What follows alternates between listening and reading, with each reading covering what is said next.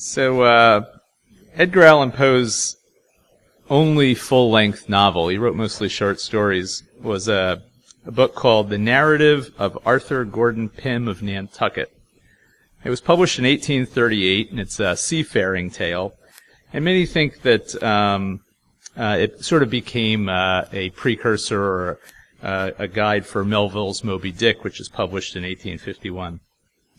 Poe loved to tell people that the novel was true. Of course, it was not, and it's not unlike Moby Dick. It includes a group of characters who go through a whole series of sailing and seafaring adventures. And in one of these adventures, 4 of the characters find themselves on a lifeboat after they've been shipwrecked at sea, and they're running short of provisions. So they capture a turtle and they eat it. But they realize, we still don't have enough food, and rescue could be far off. So they decide to draw straws to see who they're going to kill on the boat. They're going to kill someone and eat that person. So that's their plan. And they do draw straws, and the loser is a character named Richard Parker. Now, about 45 years later, a yacht leaves England for Sydney, Australia. And the yacht is not really meant for ocean going. So, shock, spoiler alert, the yacht sinks. And 4 of the people on the yacht make it into a lifeboat, and they capture a turtle and eat it for provisions. But realizing that they're probably not going to make it, they consider drawing straws. They decide not to, because one of the people has fallen overboard, drank some seawater in order to quench his thirst, and he's gotten very sick. So the other 3 decide the best course of action would be to kill that person, but they have to kill him, otherwise, if they wait for him to die, his blood's going to be spoiled and the meat's not going to be good. So to be of any value to the other 3, they have to kill him. So they stab him in the neck with a penknife and drink his blood and eat him. And we know this because 3 days later, the other 3 are rescued. And there's a big court case because they're tried for murder of this other guy, and and it's a very famous court case because their defense is for the charge of murder is necessity. It was necessary for us to kill this person. And prior to this court case, again, which is very famous English common law court case, there was no, this was not a defense, and they are in fact found guilty and given the death penalty, but later it's commuted to time served, and so they end up only getting about 6 months. So again, the details of what happened to the yacht, the Mignonette, not in dispute, totally true, well known. The guy they killed, Richard Parker. Now in the book, the narrative of Sir Arthur Gordon Pym of Nantucket, there was a ship's dog, right? And the dog was named Tiger. And one of the reasons that this book is sort of not really well known, it's maybe not Poe's best work. There's a lot of loose ends, and one of the loose ends is, after the ship goes down and the 4 people are on the lifeboat, like what happened to the dog, right? It's like no one knows. The dog is never heard from again. It's not mentioned later on. He doesn't come back. He doesn't die. Just loose end. Nothing happens. But in 2001, a person named Jan Martel writes a book called Life of Pi. Now, that one you've all seen, right? Seen the movie, heard about this book, right? And in that book, of course, the lead character, Pi, is stuck in a lifeboat with a tiger. The name of the tiger? Richard Parker. Okay. So anyway, who am I? My name is pwcrack. I'm a principal security engineer with War Collar Industries, penetration tester, red teamer. One of the DEF CON speaker goons. Obviously member of all that stuff. co-chair of BSides DC. I'm going to walk you through a little story today, maybe learn a little bit about crypto history and a little bit about Baltimore history, and we'll have some fun. So who was Poe? Born in 1809. Obviously, he was considered, he's the founder of detective fiction. He wrote so if you all remember that story that you've all heard a million times, it was like, someone's murdered, everyone, close the doors, we're all stuck in the room, the detective comes in and says, one of you is guilty and we're going to figure out who. So Poe did that first, right? He was also, contributed a lot and was very interested in the early, science fiction genre, which was just coming out at that time. And he spent most of his adult life here in Baltimore. The Poe Museum is about 1.5 miles from here. His grave site where he was moved to is about half a mile from here. They moved his grave, shortly after his death.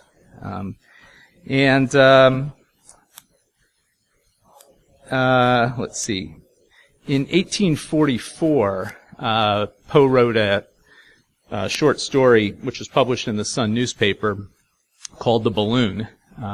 You may also know another story that's somewhat like this. It was about a transatlantic voyage by hot air balloon. The Sun published it, and 2 days later had to retract the story because everyone thought it was true. So if you think about Jules Verne's, Around the World in 80 Days, right? Starts up with a hot air balloon across the Atlantic. So same type of thing here, right? Poe was one of the things that was different about Poe was he was one of the first writers to ever try to make a living writing. So he wrote things that he thought would be not only popular, but profitable. And he worked as a writer full time. So he edited magazines and he worked as he was doing this all the time for his entire adult life. And that's a little bit different than a lot of other writers. So when this thing got published in the Sun made a lot of money. They sold a lot of newspapers, and Poe didn't get a cent. So he ended up having a lifelong hatred of the Sun, which is a tradition we keep going in Baltimore to this day. So let's see, what else? He's a lot of people don't know, he went to West Point, and while he was at West Point, he published a book of stories and poems which got some popularity, and he realized he probably wasn't cut out to be in the military. He was fond of telling the other cadets there that that his grandfather was the notorious traitor Benedict Arnold. All right, so I want you to think about a guy who goes to West Point and tells all of his friends, it's like, hey, my grandfather was Benedict Arnold. And it's like, what are you gonna kill the guy? So, but he was fond of doing that, and of course that was also not true. And realizing that he was sort of stuck in West Point at this point, he had to come up with a way to get out. So he stopped attending chapel, and that was a rule at West Point. You had to go to chapel every Sunday. So eventually he was court-martialed and thrown out of West Point, which of course was exactly his point, right? He wanted to be thrown out. The period of time that we're going to discuss in terms of cryptography is roughly 1839 to 1841. I'm going to go into that in a little bit more detail. In 1839, the daguerreotype is invented.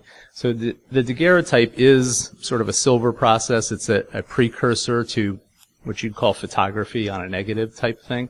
But I think at that point in time, people, sort of fascinated by the process, but I don't think they really knew kind of where it was going. So this picture on the right of Edgar Allan Poe, is one of the earliest daguerreotypes, and it's sort of one of the earliest things that you would call a photograph that you would ever have seen. I don't think Edgar Allan Poe could have conceived that we'd be looking at this thing 200 years later.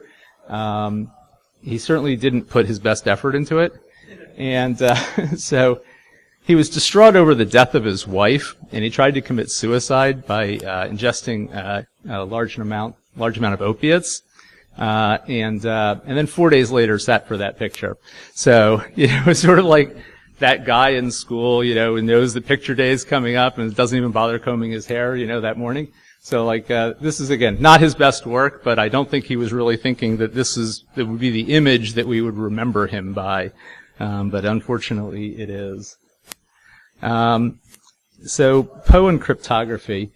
Poe was fascinated by cryptography, and in his day, everything was written. Right? If you wanted to summon the police department, you would typically write a note and give it to somebody who would go to the police department and bring them the note saying, "I need help." So everything was written. All communications were done in writing, and if you wanted anything to be kept private, you had to come up with some sort of secret message or secret way of making sure that your messages were private and can only be read by you.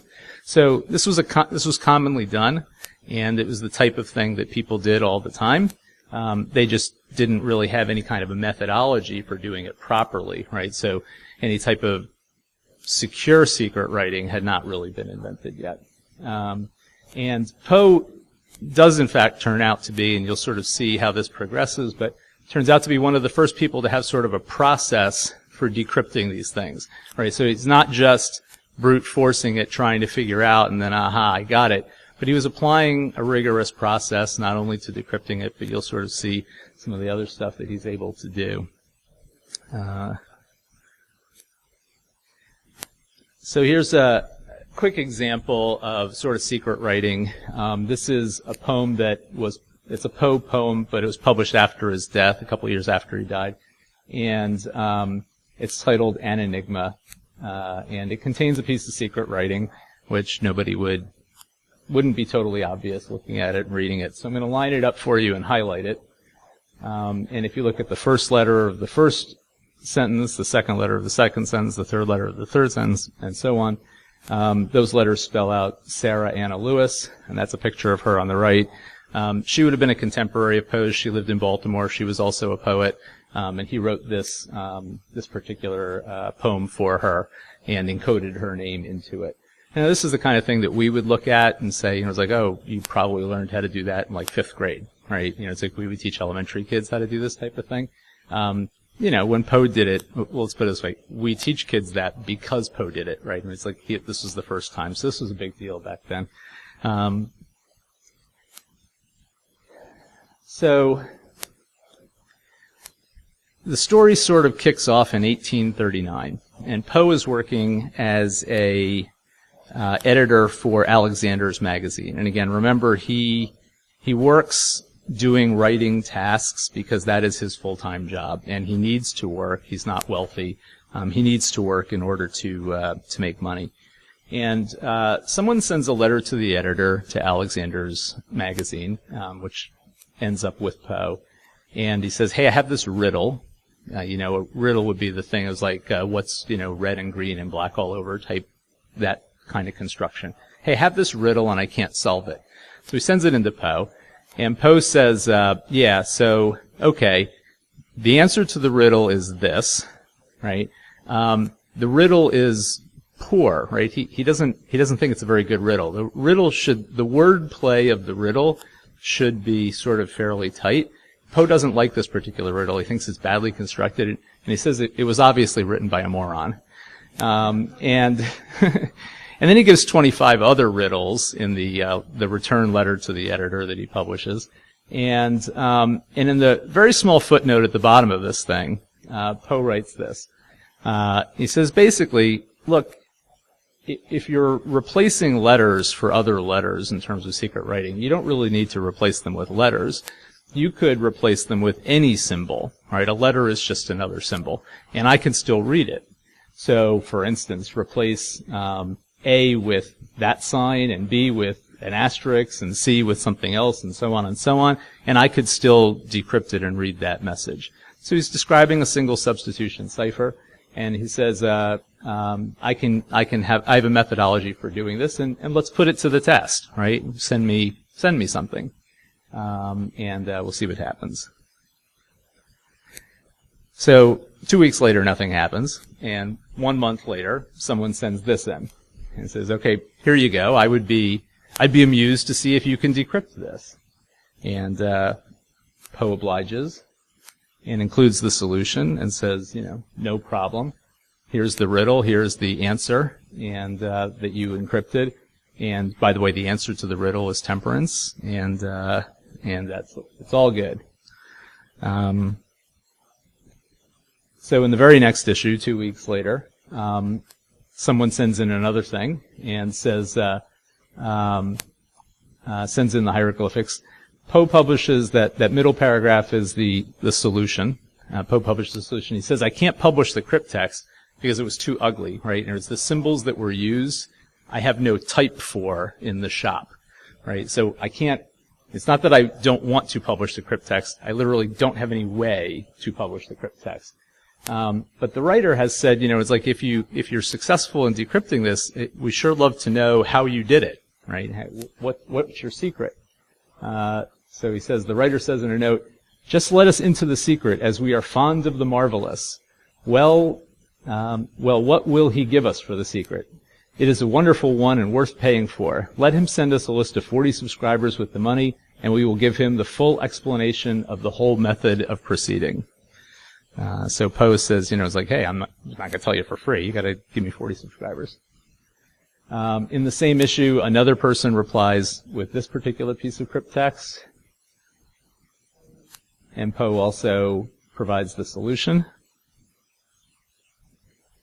And in the very next issue, again, another 2 weeks later, another subscriber sends in that up top, and Poe decrypts it and provides the solution there.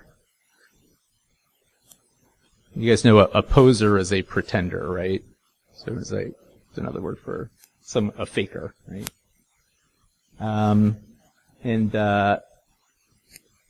So this is another one. Poe says, the subscriber says, sent in this hieroglyphical puzzle, says, we can't even publish it. And he says, if you can't decipher it, will you at least have the candor to admit it, right? And Poe replies, of course, we shall have the candor to say no such thing, for the translation is below. All right, and if you have, he says, I may have another one that's more difficult, and Poe says, send it on, right? Poe seems like a kind of guy who would fit in very well in our audience, right? Go ahead, yeah. Right, because they're using physical movable type at that point, right? So there's no photo typesetting, yeah. So if I don't have a type that represents the thing that you wrote, but the writing, by the way, is coming in handwriting. So on paper, they're handwriting out various symbols, and so some of them he can't represent in printed paper. Correct, yeah, you can't, that would involve literally melting lead, right, at that point. So some of them he tries to do. So he send it on, we reply, right? So he's challenging and goading the readers, right? So 2 months later, Poe replies, gives this little editorial about our late puzzles, right? Or the puzzles that we've been talking about. And in it he says, it's like, we have this dilemma, right? He's been accused of setting up his own challenges, right? It's like that the messages that he's printing, that he's literally making them up himself. And if he stops decrypting things for people, he'll be accused of not being able to, right? But the alternative is that he has to keep decrypting them forever, so he ends up writing is like, do people really think that we have nothing in the world better to do than to read hieroglyphics, and that we're going to stop our ordinary business to set up for conjurers? Will anybody tell us how to get out of this dilemma, right? He realizes, it's like, I challenged hackers and I may have, screwed up. So,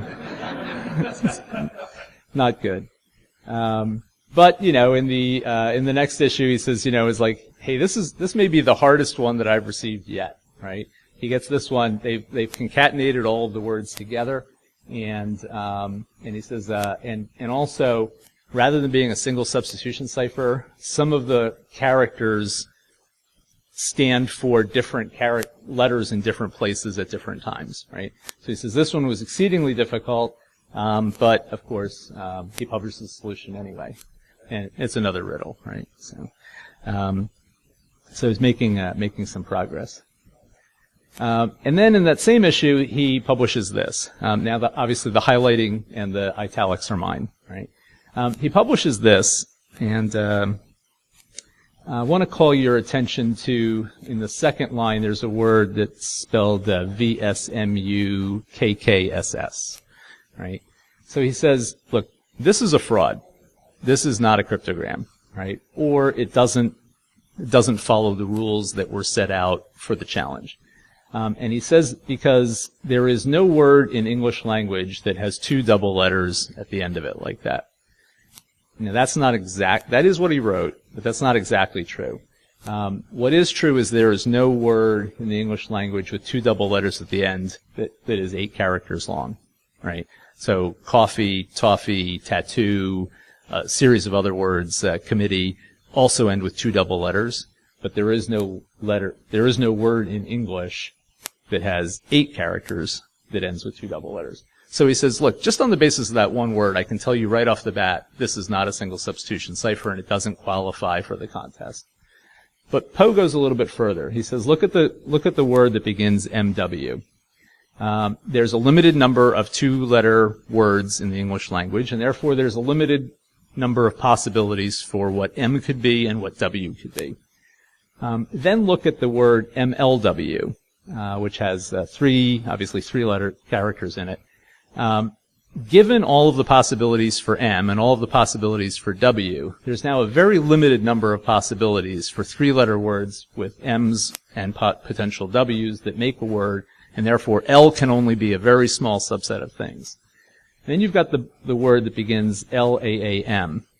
We know that there's a small list of M's. There's an even smaller list of L's. And he says, but there are no words that have any of those L's with any of those M's that have two double letters in the middle. So Poe's not just calling this thing a fraud. He is, in a procedural way, demonstrating why it cannot be a legitimate single substitution cipher. So, again, I guess the point here is I'm trying to lay out is there's a process going on here, right? And Poe is one of the first people to ever be sort of executing this kind of process. So in the very next issue, he clears up a couple of others. That the top line is decrypted as a third line. There's another one and another decryption. Same type of thing. These are all single substitution ciphers. And in beginning of April, there's another sample from another reader. Exactly. Well done. And Poe decrypts that as well. Not a problem on any of these. And then in late April, I included this one as well. This is submitted. Now let me catch up in my cards here a second.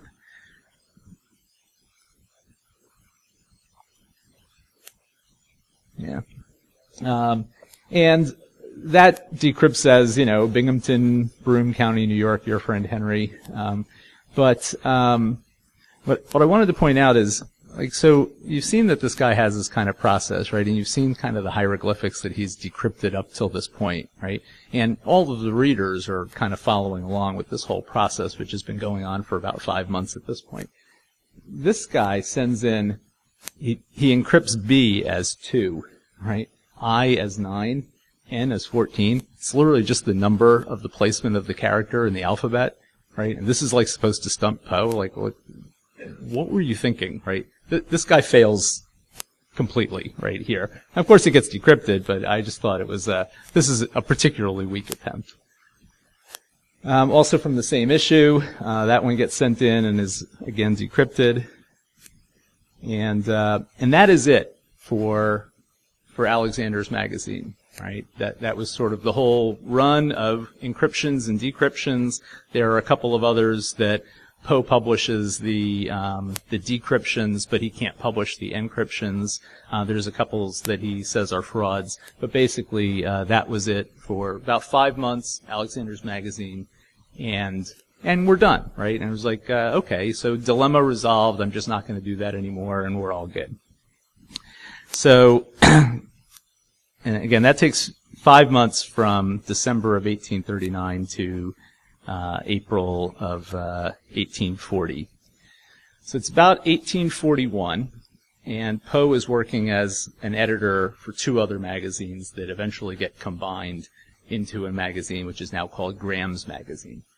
And Poe is writing a literary critique of a book called Sketches of Conspicuous Living Characters of France.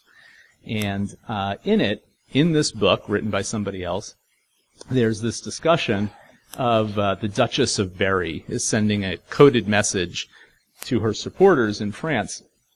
And one of her ministers gets the message but doesn't get the key, so he can't decrypt it. And the authors of this book say, but he was so smart that he was, he had a penetrating mind, right? He was able to decrypt this message without the key.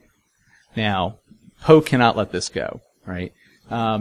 And he says basically, he was like, look, you don't need to be a genius to do this, right? Like, I did this, right? And it's like, you don't have to be, this is not a point where you needed to have such a penetrating mind, right? So in his discussion, in his review of this book, he basically throws up this, again, this little note, basically saying, look, the fact that it was in French really doesn't have anything to do with the issue, right? It could be in French, Italian, Spanish, German, Latin, Greek, doesn't make any difference, or any of the dialects. I could still decrypt this. And if anyone wants to afford themselves some amusement from the experiment, let them try it, right? So again, bring it on.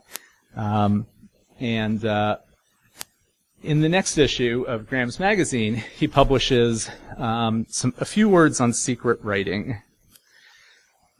So let me get caught up. So, a few words on secret writing starts off as mostly a white paper on cryptography.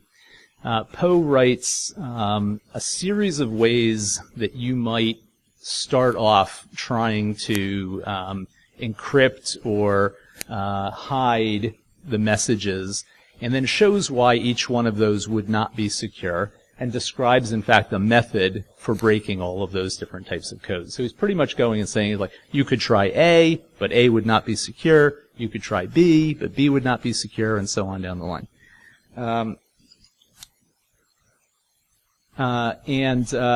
He then also gets a submission from one of the readers in response to his footnote on the conspicuous French thing. And some of the readers, one of the readers writes in and says, well, one way you could do it would be this, and I give you 2 samples, one easy and one hard. So this is the easy one. Capture that for a second. And then this is the hard one.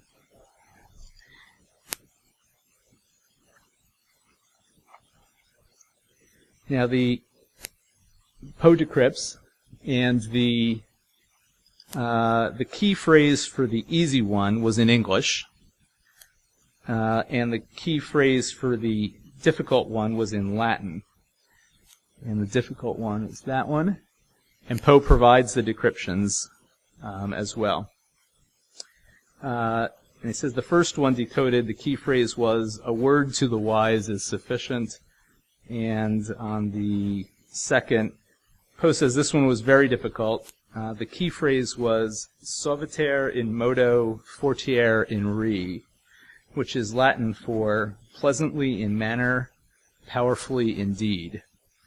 And obviously Poe was able to decrypt this. That Latin phrase on the second one is said to be Dwight Eisenhower's motto, by the way. Pleasantly in manner, powerfully in deed. And I just wanted to mention also, again, we're in Baltimore, this is Maryland. Does anyone know what the motto of Maryland is? So it is Fatti Masci Parole Feminine, which is Italian for strong deeds, gentle words. So the key for this is very similar in Latin to the motto of Maryland, which is in Italian. But anyway, just a little sidebar. So the next month,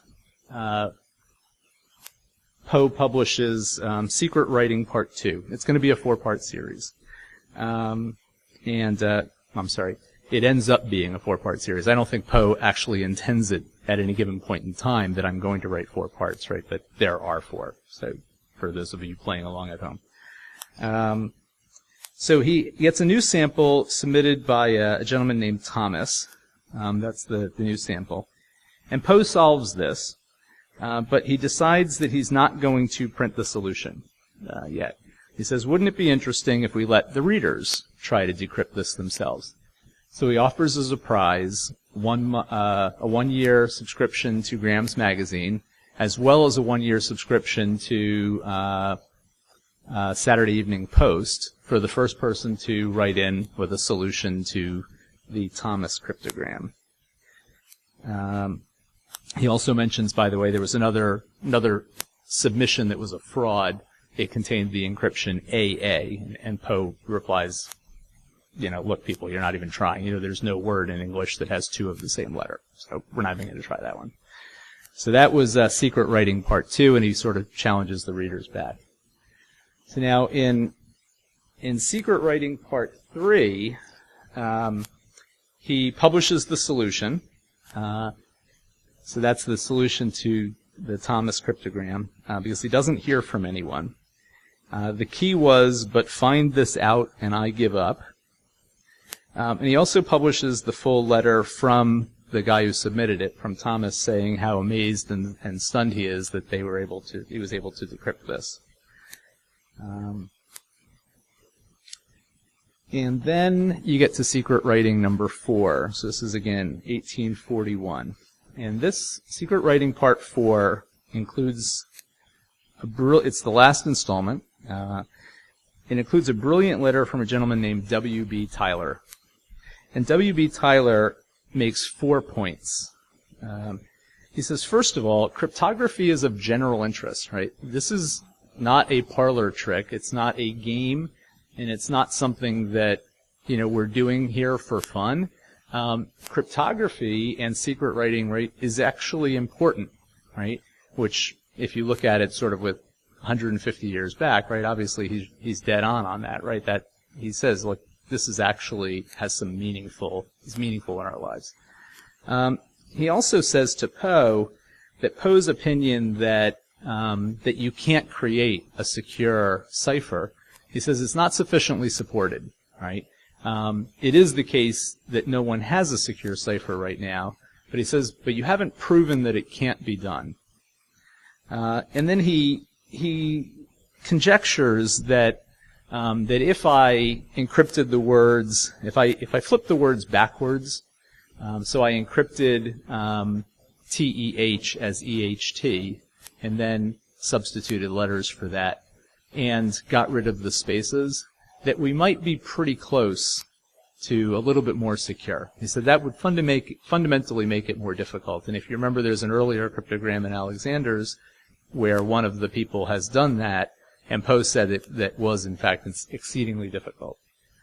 So Tyler provides this as the first example, right? And he has said, like, TEH, EHT, backwards, get rid of the spaces. It's kind of told you what he's going to do. Tyler also submits this as a potentially more difficult cryptogram. Also in the same Secret Writing Part 4, Poe replies back to him. And Poe says, perhaps no good cipher was invented, which its originator did not conceive insoluble. Yet so far no impenetrable cryptograph has been discovered. In other words, when you create a cryptograph, you always think it's good, right? You can't think that anyone else would come up with a way of breaking it, and yet they always do, right? So it's probably, Secret Writing number 4, probably the first known instance of never roll your own crypto. So this is Tyler's second one, and this is going to be, I'm going to leave this up here for just a second, right? This is probably one of the most famous cryptograms of history. So both of those cryptograms, the two Tyler cryptograms, are unsolved for over 150 years. Poe says he's not going to solve them. He's already decided that he's out of the cryptogram business and that he's not going to attempt to do any more. He leaves it up to the readers to go ahead and try it if they'd like, but that's it. He's not going to do it.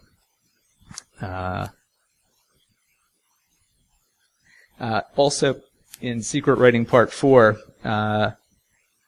Poe acknowledges that another reader, a guy named Richard Bolton, did in fact solve the cryptogram from the first secret writing, the Thomas cryptogram, but the letter didn't get to Poe in time before he published the solution in Secret Writing 3. So he acknowledges that Richard Bolton has solved it and gives him the prize. He also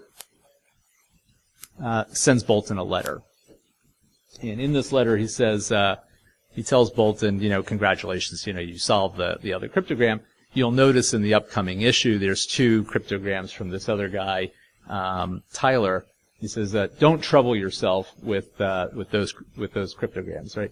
They are insoluble for the reason that it is merely type in pi or something near it. I was absent from the office for a short time. I didn't see a proof, and the type compositors have made a complete medley of it. So it's not even a remote resemblance to the original message. Probably would have been good to tell everyone that, but he tells one guy, like in another state. So the Bolton letter kind of tells you, and this letter survives, right? We know that he wrote this because that letter is still out there somewhere. So those 2 Tyler cryptograms don't get solved for over 150 years, right? And in fact, they don't get solved when you kind of know there's typos in the cryptograms, and Tyler has told you what he's going to do, right? He's told you how he's going to encrypt it and what he was thinking when he did it. Let's really go back. So they don't get solved until, they're both published on a site called the Allanca site. Has anyone ever heard of the Allanca site? Sort of a site for famous unsolved cryptograms. I remember going to this site a long time ago as well. It's definitely been up for over 20 years.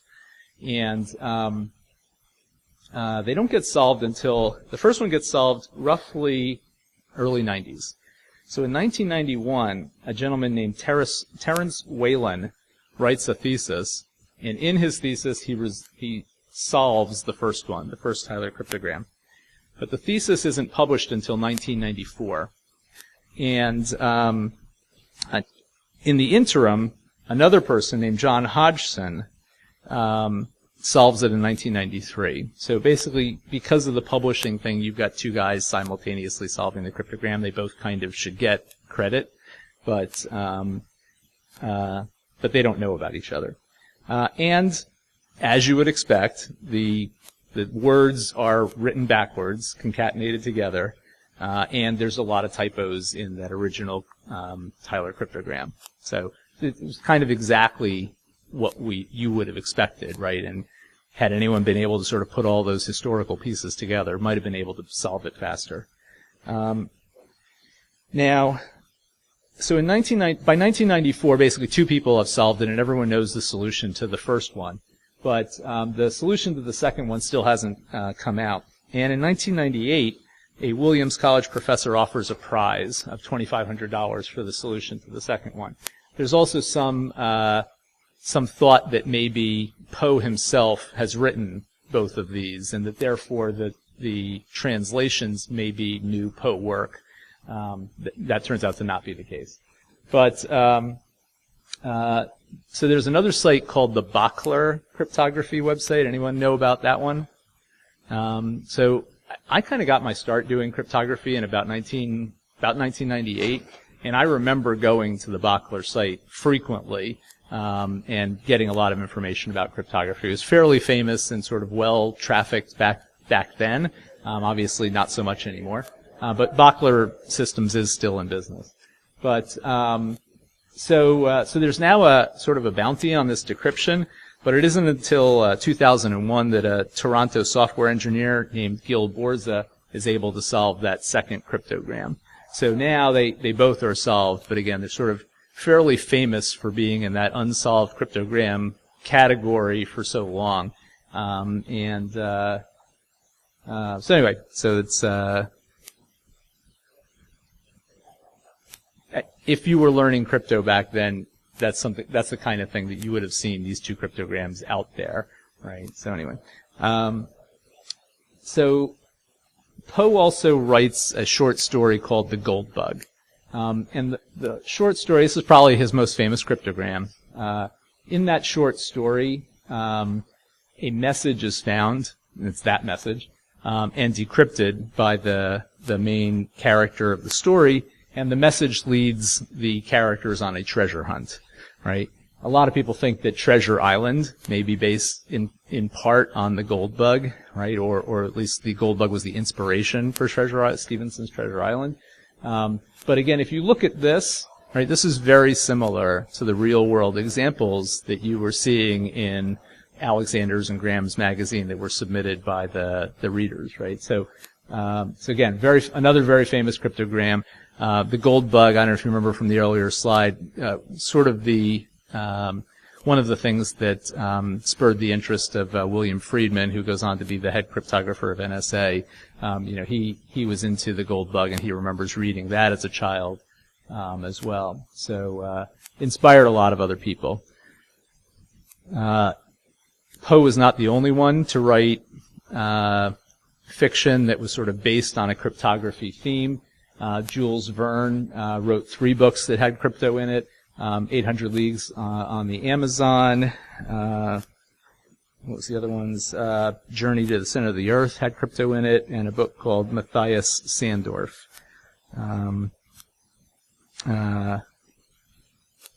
Sir Arthur Conan Doyle, who wrote the Sherlock Holmes stories, wrote a book called The Adventure of the Dancing Men, which is a Sherlock Holmes book, which also is based on these sort of dancing men crypto messages that need to get decrypted. So that's the link to the Alanka website. There still are a large number of sort of these very old historic unsolved cryptograms.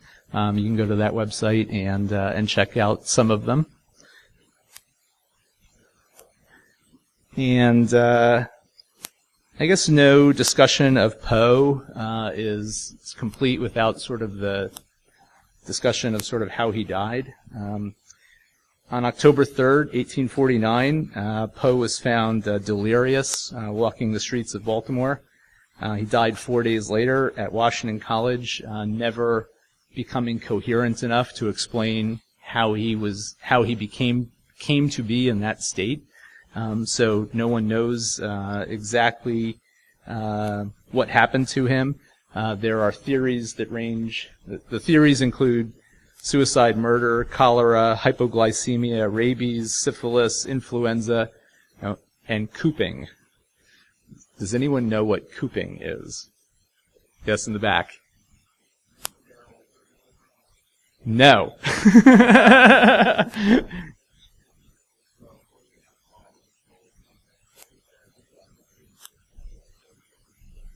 No, that's not it. Anyone else want to take another try? Yeah. Say again? No, cooping. C-O-O-P-I-N-G. It's being kept in a confined space. So I guess for some reason they think that his symptoms are similar to that of somebody who's been sort of kept in this very confined space for a long period of time. Though, why would that have happened? It doesn't make a lot of sense. But anyway, that's his current grave. Again, that's where he was moved to. It's again about a half a mile from here. He's buried there with his wife as well. So from about 1930 to about 1998, someone known as the Poe Toaster would go to his original grave site, which has that marker on it, and drink a toast of cognac in his honor, leave 3 roses in a particular, very specific pattern, and then leave. Was never identified. No one knows who it was and or why this person did that. After 1998, it's reasonably clear that it was somebody else who did it up through 2009. The general understanding is that it was a son. So we think that this man had a son, and the son took over the responsibilities probably on his father's death. But that's not proven. We don't know who it was. In 2000, Life magazine took that photo on the left in 1990. In 2010, there was no visit. In 2006, a number of people tried to detain the person who would be the son to figure out who it was, but he escaped and no one knows. And as I say, in 2010, he didn't come back. And in 2011, 4 people showed up. None of them left the roses in the correct pattern.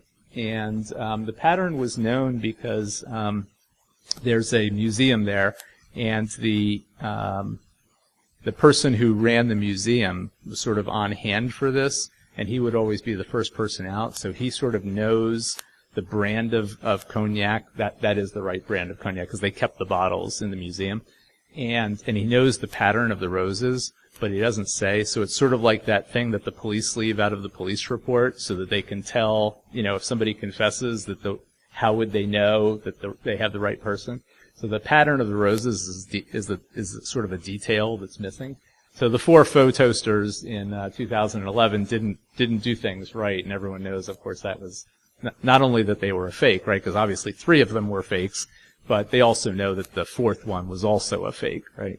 And in 2015, the Maryland Historical Society decided that it would be a good idea that they sort of keep the tradition going, right? So without trying to pretend that they were the real toaster, they've sort of got somebody who's now doing this going forward, to try to keep the tradition alive.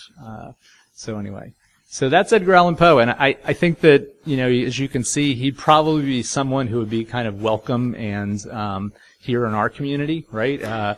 Some of the way he approached things and the things that he did, kind of the way we do things as well, with sort of the bring it on challenges and, challenge accepted and, never roll your own crypto, sort of it would definitely be the kind of thing that, that we would all do. And I think that he would be welcomed by us, and he would probably be interested in hanging out within the hacker community. So that's a little information about, Baltimore and Poe and literature and crypto. And any questions? Sean?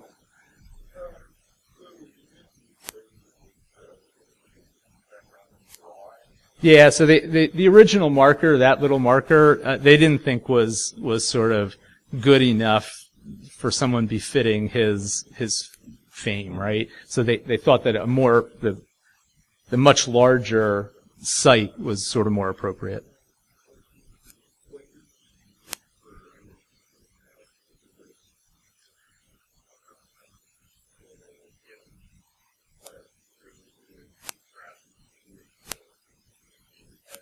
Right. So all we have is the discussion from that secret writing part 1, where he does go through and sort of in a rigorous way say, these are the ways that people might permute language in a sort of a substitution cipher type of way, and these are why that would not work. So it's mostly, we don't really have a discussion from him of what would work. It's more a whole bunch of things that would not work. And it's Tyler's response to him, I think, in Secret Writing 4 that to me is the most interesting, right? Is Tyler is kind of getting there, right? He's saying, hey, look, the ability to keep secrets and the ability to create real cryptography is very important, right? And obviously today, critical, right? And we all see that, and it's just sort of obvious, right? But Tyler is one of the first people to kind of get there and say, not only is this very important, but we might be able to come up with a real secure cryptogram, right? And Tyler is kind of trying to work through in his head, what would this look like in secure world? And he gets pretty close, right? As if Tyler goes through a whole discussion about, look, if I have the same letter in the crypt text that could potentially decrypt to different letters in the plain text, then we end up with a plain text that could be A or it could be B. And that's that's not good, right? Because that means that there could be two different translations, right? But the opposite way, as long as there's only one plain text, but it could map to multiple ciphertexts, that's okay as long as you have a way of knowing which ciphertext you're going to, right? And so he's verging. If you end up with a key that is as long as the message, you basically have a one-time pad. And Tyler doesn't use that word, and he doesn't know that that's where he's going, right? But if you kind of read between the lines there in 1840, he's generally going in that direction, which I think is sort of very interesting. So it's this whole dialogue of what's happening. It's not so much that that Poe's got it or Tyler's got it or whatever. But these guys are kind of going through those steps in a much more rigorous way than anyone else in an 1840. And, prior to this, there's really nothing about how to do this right? And so these guys are basically, this is one of the first dialogues where you really have that discussion about, it's like, hey, we might need a real crypto scheme that might be secure. And they're trying to get there. Any other questions? Sure. Nope, never heard from again. It's like the tiger. Like the dog on the ship, it's like, nope, it's just a open-ended thing, and it's, nothing else happens. Anyone else? Sure.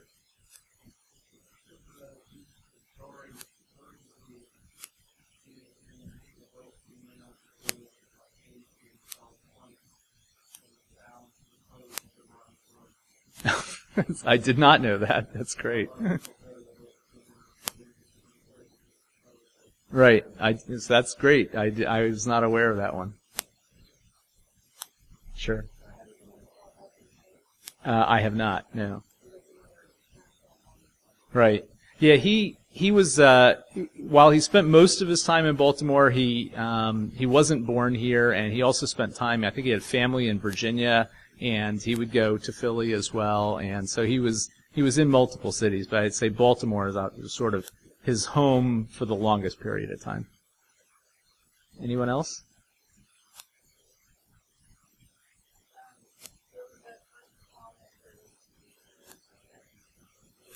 Right.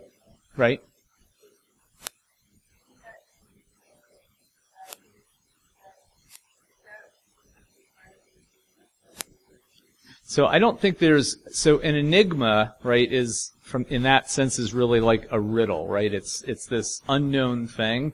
So I think that they were both going for that same definition, but I don't think that the machine is directly tied to that poem, so much. He also had another poem so that one was called An Enigma. Poe also wrote another poem called Enigma. So it's like you can't confuse the two of them, but, yeah, I think it's just a word for, sort of a riddle or a mystery, right?